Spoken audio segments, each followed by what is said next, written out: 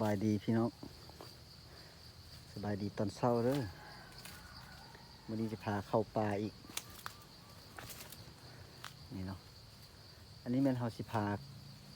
ไปเบิ่งว่าเฮาสิไปต่อนกเขาเด้อพี่น้องต่อนกเขาหน่อย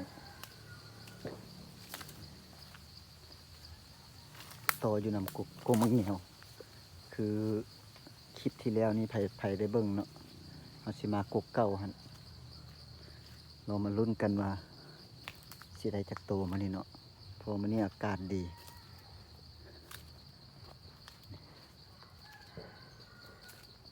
แล้วป่าแถวใกล้บ้านนี่แหละเนาะอันนี้จะเป็นต้นมัน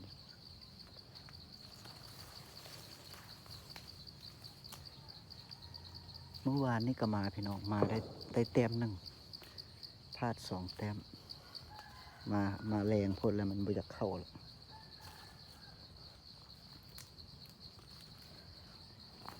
มาหอดจุดเอาเลยเนาะอันนี้มันต้นที่เราสิต่อ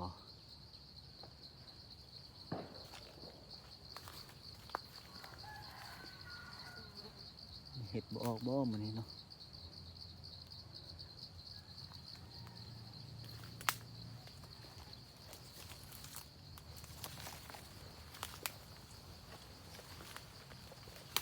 คืนนี้ฝนตกนะตกแห้งไปเลยอันนี้ก็จะเป็นจุดเขานั่งเด้อมันมีแต่ขนนกเขาหลบนะ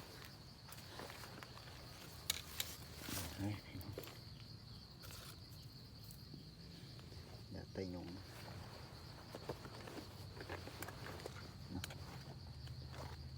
ี่อันนี้คือเป็นอาวุธเขาแล้วอันนี้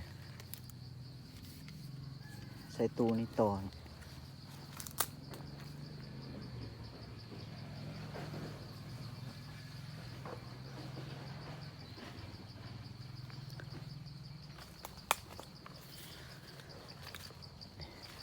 จะเอาไว้นี่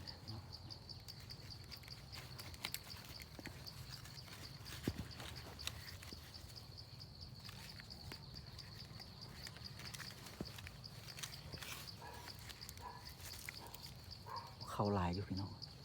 ได้ยินเสียงอยู่พูดอยู่กกนั้นฝากนั้น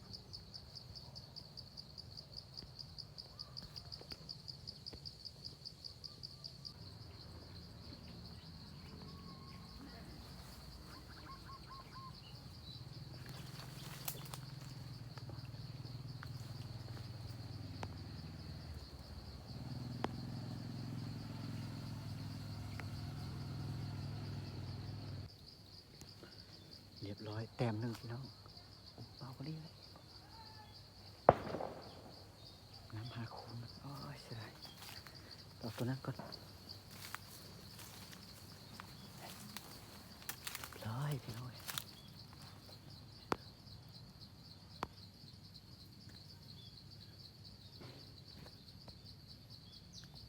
แต้มที่1เด้อนี่เด้อแต้มหนึ่ง